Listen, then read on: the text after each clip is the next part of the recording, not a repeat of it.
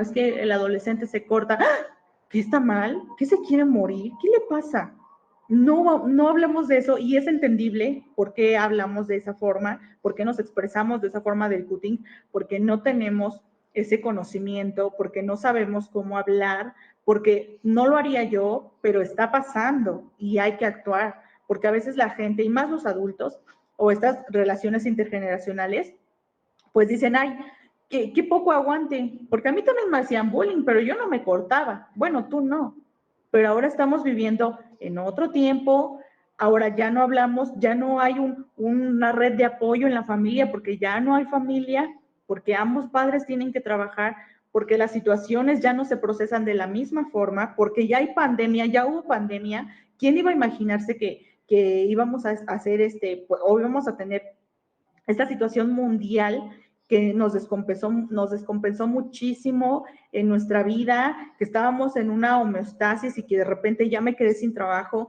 que de repente ya se murió 3, 4, 5 miembros de mi familia? Entonces son cosas que nos abruman, son cosas agobiantes, son cosas que nos destruyen, o que vivimos mucho en una situación de violencia y la violencia despersonaliza.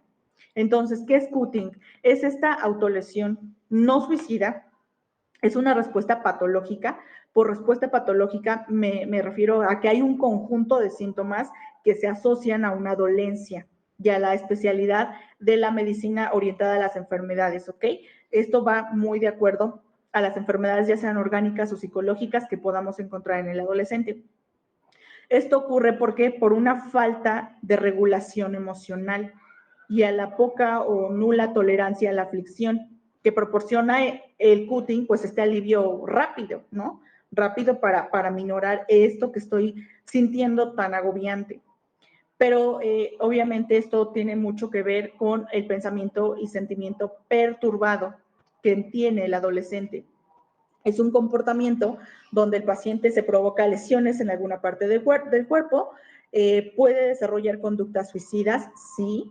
Según el DSM-5, pues también tiene asociados algunos trastornos como límite de personalidad o depresión, que son los pacientes con los que también sucede esta autolesión. Que ojo, no es necesario que lo tenga, pero sí lo puede tener y hay que identificarlo muy bien. Obviamente se pueden cortar en las muñecas, en los antebrazos, en las piernas. A veces hay algunos que los hacen muy visibles, eso es un grito. Y hay adolescentes que se lo cortan en zonas, pues que no, por ejemplo, me pongo mi chamarra, nadie ve que tengo una cortada, por ejemplo, aquí en mi hombro, ¿no? O en alguna otra parte del cuerpo. Eso también quiere decir mucho. Y, por ejemplo, en la siguiente diapositiva, ¿qué has escuchado del cutting? Y les apuesto que han escuchado muchas otras tantas cosas que no es realmente, y que eso polariza nuestra intervención con el adolescente. Entonces, ustedes como maestros, como abogado, o como abogada, perdón, ¿qué han escuchado sobre el cutting? ¿Qué es el cutting?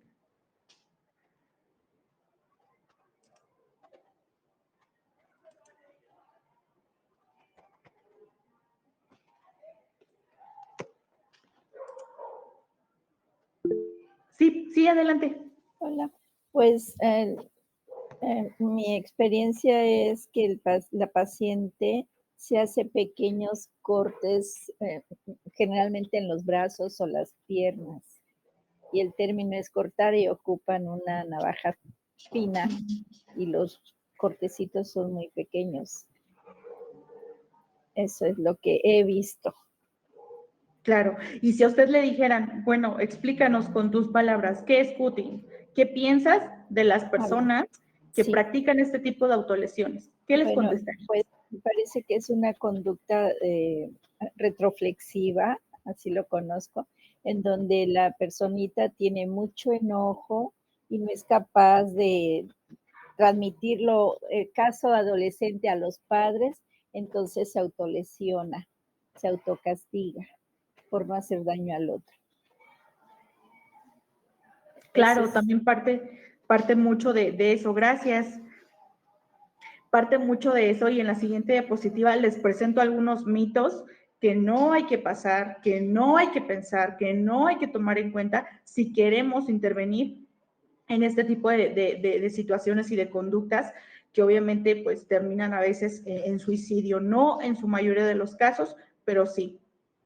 Primero, mito 1, las personas que se lastiman a sí mismos están locos cuando se lesionan realizando cortes en su cuerpo. Sí, así es, Rosa. Las personas que se lastiman a sí mismos están locos y son peligrosos. Eso es el mito y es lo que se escucha más. ¿Cuál es la realidad? Es cierto que muchas personas se autolesionan, más de los que podemos imaginar. Sufren ansiedad, depresión o algún trauma anterior. Por ejemplo, ¿qué hay del adolescente que abusaron de él cuando era niño? Entonces la mamá dice, pues qué raro, o sea, eso le pasó cuando tenía 8 años y no le afectó sino hasta en la adolescencia. Entonces, no, ese tipo de comentarios no hay que generalizarlos porque no sabemos el concepto, el contexto de cada uno de nuestros adolescentes. La autolesión es la forma como hacen ellos frente, como bien lo decía la compañera, a su malestar. Utilizar una etiqueta como locos o peligrosos en las personas que se autolesionan no es algo útil, no es algo que promueva esa intervención, que promueva la salud mental y que promueva que esa persona pueda tomar otro tipo de decisiones. ¿Cuál es otro mito también? Las personas que se lastiman a sí mismos desean morir, muchas veces no. Y eso es algo muy complicado y hay que hablarlo en todas sus palabras y sus formas. Porque me decía una colega, oye, ¿no te da miedo recibir así cuando te llega un adolescente de que se cortó o que tomó pastillas? No, y debes de hacer la pregunta. ¿Lo vas a volver a intentar? ¿O qué? ¿O escuchar su malestar? Y muchas veces te dicen, lo que a mí me han dicho es, pues es que yo no quiero morir, pero es que me duele esto, y es que nadie me toma en cuenta, y es que para todos es fácil, pero para mí no es fácil vivir esto. Entonces el perder a mi papá, pues no ha sido fácil. Mi mamá dice que lo veo, pues, o que lo sueño, o sea, muchas cosas. Entonces, ese tipo de comentarios no hace que el adolescente pueda expresarse. Y entonces cuando como papás nos dan la noticia de que su hijo se autolesiona, entramos en pánico, que también es normal, entrar en pánico y bueno, ¿qué va a pasar? ¿Y se va a morir? ¿O soy una mala madre? ¿No? Muchos de esos comentarios se nos vienen, esos pensamientos automáticos se nos vienen. Sin embargo, hay que tomar las cosas desde otra forma.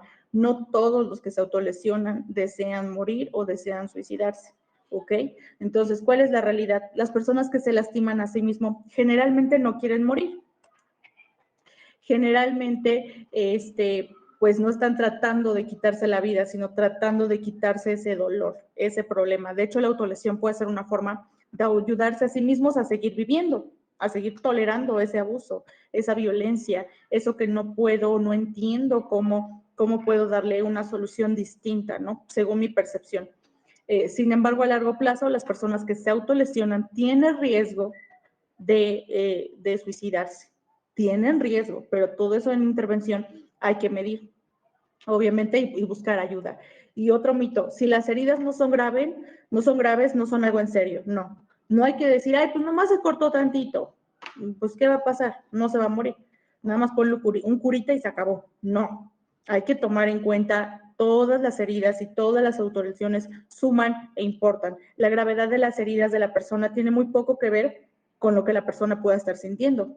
Ay, pues es que es exagerada porque según abusaron de ella y nada más se hizo así, una cortadita en la muñeca. Entonces no le duele mucho, o sea, no hay que hacer ese tipo de comentarios ni ese tipo de personas. No asumas si las heridas o las lesiones son menores, de que no hay nada de qué preocuparse. En la siguiente, es constante, hay que tomar en cuenta estos 3 puntos en el cutting o en las autolesiones. El realizarlo busca que alguien los escuche, exacto, que alguien los escuche, exacto, esa es la palabra clave, que alguien los escuche, que tú escuches cómo está viviendo esa situación, aunque a ti te parezca absurda, fuera de lugar, bueno, eso a ti, pero a ella no. No a todos nos impacta de la misma forma las situaciones agobiantes o dolorosas de nuestra vida. Debes de tomar en cuenta que va en aumento las autolesiones, que esto genera una adicción en nuestro cerebro, en la misma corriente se genera el dolor y el placer. Entonces, este doble mensaje que le damos a nuestro cerebro, pues lo asimila. Entonces, eso nos hace que repitamos esta conducta. Por eso ellos también van en aumento y eso genera un círculo vicioso. ¿ok? Entonces me volví a sentir, porque incluso no se cortan todos los días, ni en todos los momentos. Entonces eligen esos momentos o lo vivencian porque les trae un significado en las noches, en las mañanas, en mi escuela, en mi casa, en la calle, en la combi. Todo eso tiene un significado para ellos, para ellas. Entonces, ¿por qué se genera esta adicción? Porque también le damos ese doble mensaje a nuestro cerebro, el dolor y el placer. En la siguiente, vamos a tomar en cuenta 3, que esto también es pionero de la vulnerabilidad, es decir, en este contexto que vive él o la adolescente, los trastornos y fobias que también se desarrollan y por esta falta de autorregulación emocional. Hacer consciente y permitirle al cliente o al paciente colocarse en otro lugar y relacionarse de forma diferente de que lo que está viviendo también les genera otro panorama de, o sea, hay otra forma de solucionar lo que estoy viviendo. Sí, porque siempre han visto desde una perspectiva, pero una situación complicada tiene varias vertientes y hay que tomar en cuenta todas. La intervención. En la siguiente diapositiva, primero determinar qué enfoque terapéutico voy a tomar las estrategias o mi base teórica. 2, descartar o diagnosticar algún trastorno o condición de índole para trabajar de forma integral. No nada más está en nuestra escucha, sino también en nuestra base científica. Esto nos va a dar un total a experimentar o a adentrarnos a su realidad si presenta ansiedad y ese desborde emocional que siente el adolescente cuando llega. Entonces, vamos a trabajar desde el comportamiento y la emoción. Primero, psicólogo, la siguiente diapositiva, psicólogo, psiquiatra, eres un instrumento o un maestro, eres un instrumento para encontrar soluciones, no eres el juez. Ay, niño, porque de verdad han llegado comentarios tan dolorosos que luego dicen, niño, esto que hiciste a Dios no le agrada. Entonces, ¿sabes qué? Te vas a morir más rápido o eres un pecador o estás mal. Entonces, ese tipo de comentarios no hay que tomar o no hay que decirlos porque no somos un juez, ¿ok? No vamos a evaluar esa situación, sino a encontrar soluciones y encontrar que el adolescente o la adolescente logre autorregularizarse. Al final del día, muchos dicen, pues todos vamos a un mismo objetivo, ¿no? Que es justamente la muerte. Pero ¿por qué nos da miedo hablar de estos temas? Que también es un tabú. Sondear e identificar la emoción que más prevalece, detectar la situación desbordante. Temporalidad, antes de 3 años, de 5 años, durante el acompañamiento. Sondear y evaluar las expectativas del o la adolescente.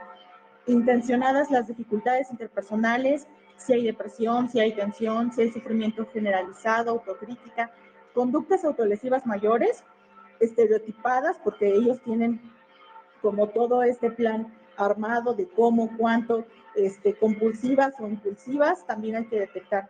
Plantear y analizar el ciclo autolesivo. La siguiente dice, factores personales y factores familiares.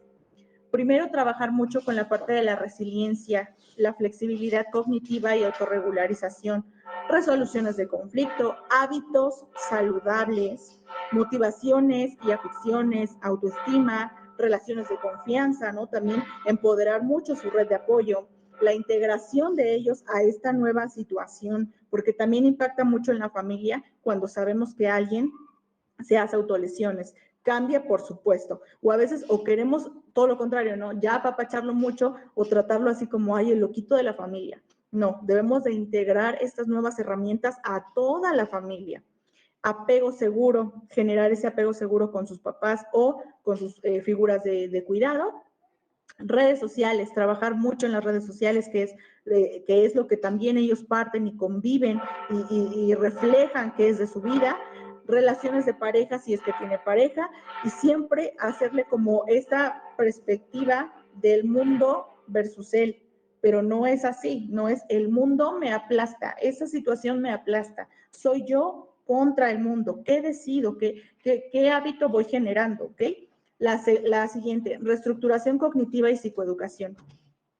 Bajo este objetivo, ¿qué vamos a trabajar? Pues su control de impulsos, el entrenamiento de habilidades sociales, identificar y modificar las cogniciones de adaptativas creencias irracionales, pensamientos distorsionados o autoverbalizaciones negativas. Con el modelo sirve mucho para trabajar esto, el modelo cognitivo ABC, ¿no? Identificando, como lo decía Albert Ellis, identificar A, cuál es la situación agobiante, desbordante. B, las emociones que se desprenden de él. C, qué comportamientos hace. También importante la D y la E, el nuevo debate, que él se pregunta y se cuestiona a sí mismo todo eso que ha dado respuesta a la situación. Y E, pues el nuevo pensamiento, ¿no? Luego, las condiciones. Tiene que existir, la siguiente diapositiva, tiene que existir las condiciones necesarias, por eso yo decía, no nada más trabajar con él, sino trabajar con todos los que los rodean, inclusive hasta, ¿por qué no? Si hay aquí un docente que tomó o que está tomando esta presentación, nada más porque quiso saber más del tema, yo creo que en la escuela sí o sí hay mucho trabajo de salud mental con adolescentes para prevenir. Ustedes también son pioneros importantes para la salud mental, porque desafortunadamente llegan a nuestro consultorio cuando está la situación, pero antes, durante, están ustedes como papás, como psicólogos, como vecinos, ¿no? Entonces, todo esto nos va a ayudar a poder trabajar con ellos. Finalmente, vamos a hablar del tema del suicidio. En la pantalla está esta famosa serie que son las 13 razones por qué. Y esta serie dio mucho de qué hablar.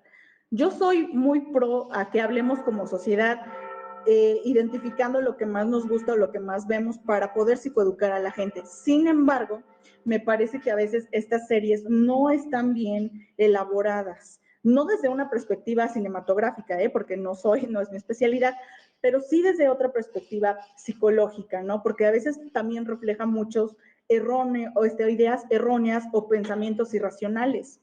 Y esto lo que fomenta es confusión en nuestros adolescentes. Porque para empezar, la muchacha que se suicida, pues aparentemente tiene una vida perfecta. Entonces, eso también genera mucho conflicto en la sociedad porque dice, ay, mira, ¿ves cómo era berrinche? Porque la muchacha era muy guapa, la muchacha tenía todo y pues se terminó suicidando. Entonces, ¿qué está pasando? No lo llegamos a creer o a ver como lo que debe de ser, una situación que nos compete a todos. Entonces, hablar de suicidio, según la siguiente diapositiva, según Sigmund Freud, esta muerte ocurre como resultado de una acción interna, de una fuerza instintiva, la pulsión de muerte. La pulsión de muerte muchas veces nos lleva a generar conductas y pensamientos autodestructivos. Entonces, según la Organización Mundial de la Salud, define el suicidio como el acto deliberado de quitarse la vida. Entonces, veamos como sociedad cómo somos, para lo que nos conviene. Para empezar, cuando hablamos o se habla de suicidio, y esta persona tenía una enfermedad, es aceptable. No, pues sí, tenía cáncer pulmonar. Entonces, pues yo también lo hubiera hecho. Por cultura, a veces nos creemos como jueces de qué sí es permisible y de qué no es permisible. Pero ¿saben qué no es permisible en nuestra sociedad? El sufrimiento. El sufrimiento psicológico no es justificado. Ay, ¿cómo puede ser que se quitó la vida porque se separó de su pareja que llevaba 18 años? O sea, no, la muchacha a mí se me hace que era muy floja o no quería trabajar o no tenía más, pues, intereses en la vida. Entonces, muchas veces, ese tipo de comentarios no nos hacen tener y generar una estrategia de salud mental. Porque entonces nosotros decimos, esto sí se sufre, esto no se sufre, pero no podemos unificar un mismo concepto, porque somos personas que pensamos y procesamos las emociones y los pensamientos de forma diferente. Cuando entendamos eso, vamos a hacer un gran cambio como sociedad. Entonces, en temas de suicidio, la sociedad no lo acepta como parte de una justificación de sufrimiento. En la siguiente diapositiva, adolescencia y el suicidio. ¿Qué factores se ven dentro del suicidio? Pues obviamente el gran peso del entorno social y familiar. Formamos parte de un todo, no venimos solos, no vivimos solos y todo ese tipo de interacciones también generan ese tipo de toma de decisiones tan dolorosas. Enfermedades degenerativas, abuso de sustancias, trastornos o factores culturales que también hacen mucho hincapié en ese tipo de decisiones, ¿no? En la siguiente, mitos sobre el suicidio. Para empezar, un mito. La gente que habla de suicidarse en realidad no lo va a hacer. Me decía una señora, ay no, pues ya me dijo mi hermano, porque era su hermano, ya me dijo mi hermano que se va a suicidar, pero nomás nos asusta. Yo ya hasta le saqué la cuerda y le dije, a ver, toma, aquí está, hazlo. No me estés diciendo, si lo vas a hacer, hazlo. Entonces no se trata de eso, se trata de justamente escuchar y ver cuál es la situación. Dos, cualquiera que intenta matarse está loco. Yo no sé por qué a todas las expresiones emocionales y psíquicas le llamamos locura. Tres, la mejoría después de la crisis suicida significa que ya no existe riesgo de suicidio y no, es todo lo contrario. Alguien que lo intentó una vez, hay que canalizarlo, hay que trabajar de forma rápida e inmediata porque justamente existe el riesgo y hay que preguntarlo sí. Durante la carrera yo tengo una maestra y ella nos decía, no tengan miedo, porque una vez hicimos una práctica de entrevistar a una persona que se intentó suicidar y entonces todos nos pasábamos derecho, agarrábamos nuestra plumita y decíamos, bueno, y sí, ¿cómo te va? Y no sé qué. Y la maestra decía, pregunten la respuesta, la pregunta del millón. Entonces sí sabías cuál era la pregunta del millón. ¿Lo vas a volver a intentar?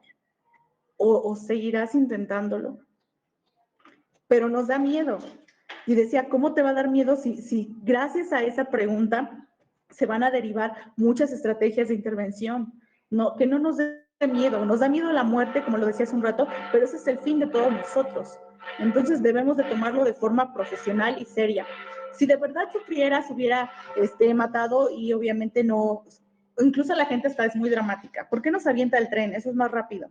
¿Por qué no se corta? ¿Por qué se envenenó? O sea, bien dramático su muerte. Y no se trata de eso, se trata de lo que para la persona significó.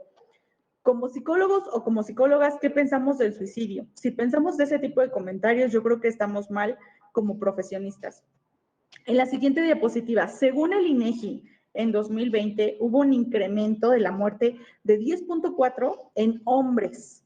Y esto es bien interesante porque no sé si han visto, pero hay estudios que dicen las mujeres tienden más al sufrimiento, a expresarse, pero en hombres socialmente no es permitido. Y fue lo que ocurrió. Durante la pandemia hubo un incremento de hombres que se suicidaron. Entonces, esto no quiere decir que es de cuestión de hombres o de mujeres. A mí no me gustan los números, odio las matemáticas, pero creo que para evidenciar el problema y sobre todo hacerle frente como sociedad, son muy buenas estas cifras. Entonces, no debemos de englobar aquel sufrimiento o aquella expresión emocional es de las mujeres, es de tanto hombres como mujeres.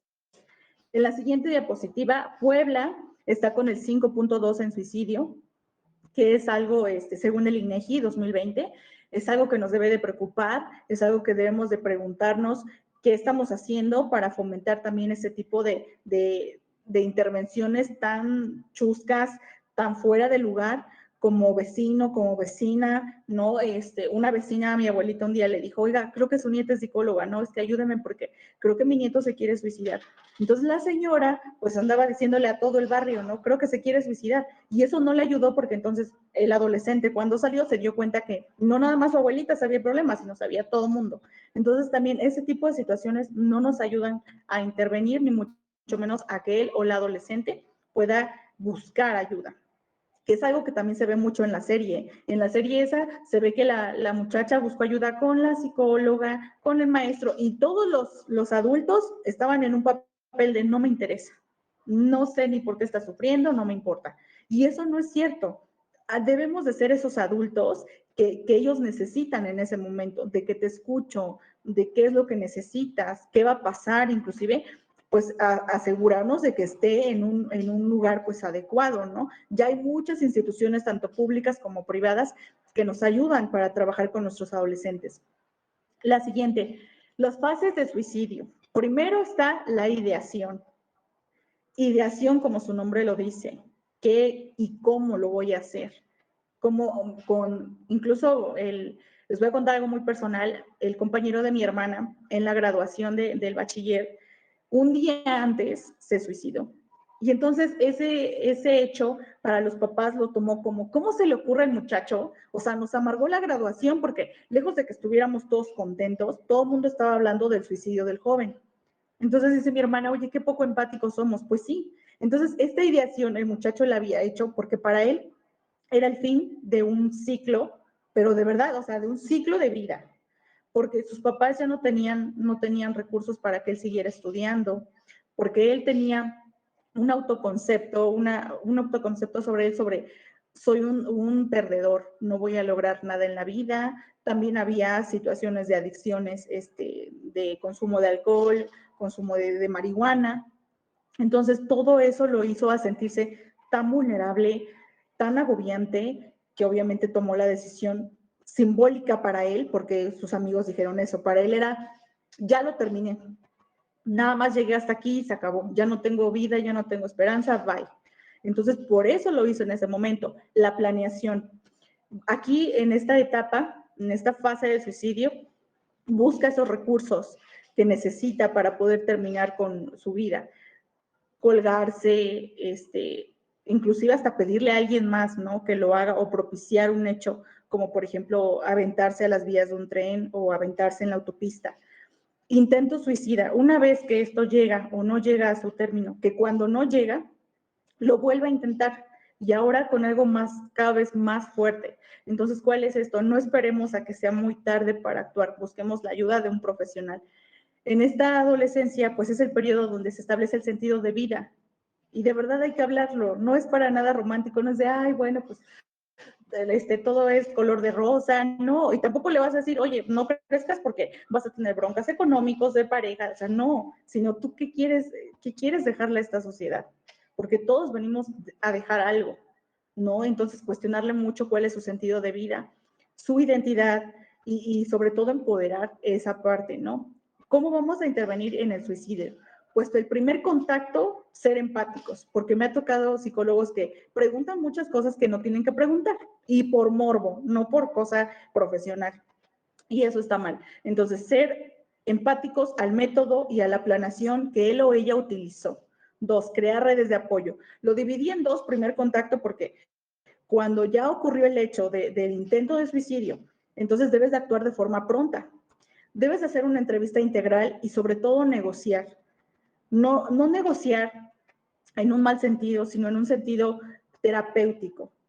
De aquí a que yo te vea o te vuelva a ver, te vas a comprometer o a qué te comprometes, ¿no? Porque todos ya somos o conocemos tu situación. ¿Para qué? Para resguardarlo y que él no lo vuelva a intentar próximamente o en una semana, sino cuando estés trabajando o empieces ya un trabajo, comprometerlo también o comprometerla. Prioridades escalonadas. Si él necesita una recuperación médica, debe estar internado una semana, bueno, entonces es prioritario que esté ahí. Entonces también negociar. A veces los psicólogos acuden a las clínicas o por videollamada, ¿no? Y la modalidad. Entonces, primero hay que elegir cuál es la prioridad más cercana al paciente y canalizar a las áreas necesarias, que comúnmente es psiquiatría, siempre ayuda con este tipo de situaciones, ¿no? ¿Qué vamos a hacer durante? Bueno, cuando él ya esté en otra fase o en otra fase del suicidio, pues hay que identificar las demandas o la génesis del dolor, es decir, el origen de ese dolor, angustia, abatimiento, ansiedad, lo que él o ella quiera expresar. Hacer un contrato terapéutico formal, acompañamiento de otras áreas, explorar las ideas suicidas futuras, presentes en las redes de apoyo, sí, sí, aunque esté la tía, la hermana, la prima, quien esté, pero que empoderar esa situación, no desde la perspectiva, él está mal, él es un loco, porque también eso no les gusta. Una vez que ellos o que todo esto se descubre, la planeación, porque también el hecho que lo pueda estar padeciendo o sufriendo, pues también implica a más miembros de la familia. Entonces también hay que tomar en cuenta eso. Y debemos de tener el contexto bajo control, debemos de trabajar de la mano de todas aquellas personas que rodean al adolescente. ¿Cuáles son las claves, en la siguiente diapositiva, de la evaluación del riesgo suicida? Hay que tomar en cuenta el marco contextual, es cambiante. Todo proceso de evaluación debe ser documentado. Eso siempre nos piden a los psicólogos cuando trates un caso así, para ver también el progreso y también por si llega a pasar alguna otra situación, pues tenerlo todo documentado, de los intentos, los métodos, las estrategias, las personas que fueron implicadas, y aquí como son menores de edad, pues los papás, o en caso las figuras que hicieron también el contrato contigo como psicólogo. Hay que tener mucha escucha, desahogo emocional, relación de ayuda. Ahí les dejo un link de un video que está muy bueno, que es de una española, es una psicóloga, y ella también trabaja mucho esta parte del suicidio, pero dice desde un contexto porque Europa ha incrementado muchísimo los índices de suicidio. Entonces, también lo ve desde una perspectiva social. La siguiente, estrategias de intervención. Vamos a tener 3 pioneros en la intervención del suicidio, que es trabajar con sus emociones, esos problemas que tiene para vivir, el pensamiento, sondeos de alternativa de solución y el sentido de vida. Entonces, esos 3 pioneros vamos a trabajar en el suicidio. La siguiente diapositiva, hay que tomar en cuenta los acontecimientos del pasado, presente y futuro para también formar nosotros nuestras estrategias. ¿Qué le acomoda más? Porque también hay adolescentes con antecedentes de que ya habían ido al psicólogo. Entonces, algo no está funcionando. Entonces, debemos de detectarlo.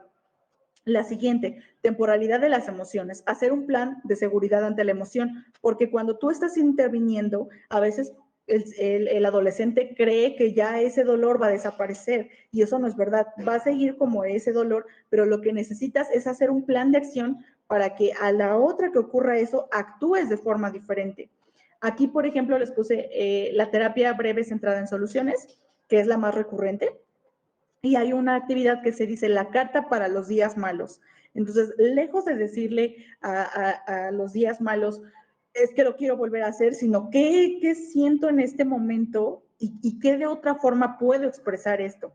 Hay que ser muy evidentes en lo catastrófico y no tan catastrófico, porque vuelvo a repetir, las situaciones van a ir gradualmente, no de golpe, gradualmente. Entonces, debemos de buscar y presentarle a escenarios catastróficos y no tan catastróficos. Sí te va a doler, pero no tanto. ¿Por qué? Porque tú estás en busca de ese sentido de vida. Y sobre todo, trabajar mucho la culpa, porque ellos sienten culpa de lo que sienten.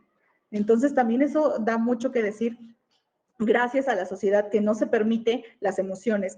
Nosotros cuando nos decimos, oye, ¿cómo estás? Bien. ¿Pero a qué se refiere bien? Triste, contento, perezoso. ¿Por qué? Porque nunca no tenemos un vocabulario adecuado de hablar de nuestras emociones. Las recaídas, siguiente diapositiva, hay que trabajar con las recaídas, las crisis fluctuantes, eventos futuros que puedan generar desesperanza. Por ejemplo, si hubiéramos trabajado con este muchacho, un efecto futuro es la entrada a otra etapa, ¿no? A la universidad. Contención positiva, siempre hay que hacer contención, validar sus emociones, representar para ellos ese tú tienes el poder, tú tienes la decisión, respetar el uso de creencias religiosas, porque también hay muchos pacientes que en este momento, durante su intervención, te dicen, mira, Dios habló conmigo, tuve un sueño, creo que tengo una meta que Dios me pone en la vida, o cualquier otro ser en el que ellos crean, también es válido y hay que respetarlo. ¿Cuáles son esos factores? Pues hay que dividirlos en riesgo leve las recaídas, riesgo moderado, riesgo severo y riesgo extremo. ¿Qué es el riesgo leve? Bueno, pues obviamente hay poca presencia de la ideación suicida, a veces no hay, tiene un buen control o ha tenido un buen control en sus emociones. El riesgo moderado es que ya sube de frecuencia estas ideaciones, no tiene como un buen autocontrol, no con todas las emociones. El riesgo severo, ahí se va a ver un autocontrol, sobre todo deteriorado de las emociones. No va a haber una contención buena en el enojo, ante la tristeza o ante la ansiedad. Y riesgo extremo, pues es que ya vuelve a planearlo para poder ejecutar su plan. Entonces hay que tomar en cuenta todo este plan de acción para intervenir en el suicidio. Y finalmente, la siguiente diapositiva, yo les dejo esto, ¿no? O sea, hay que confiar en los jóvenes, confía en la innovación de esta generación. Si nosotros seguimos sustentando que esta generación es de cristal, no vamos a trabajar para nada en pro a ese futuro que tanto anhelamos. Los adolescentes no son problemáticos, están pasando por un proceso que donde tu papel es orientarlo. Me explico, orientarlo para que tome las buenas decisiones y dejemos de llamar a esta generación de cristal, porque creo que hay muchos brillantes detrás de esa poca o mucha empatía que sintamos por ellos. Entonces, pues por mi parte eso ha sido todo. Espero que les haya yo compartido mucho de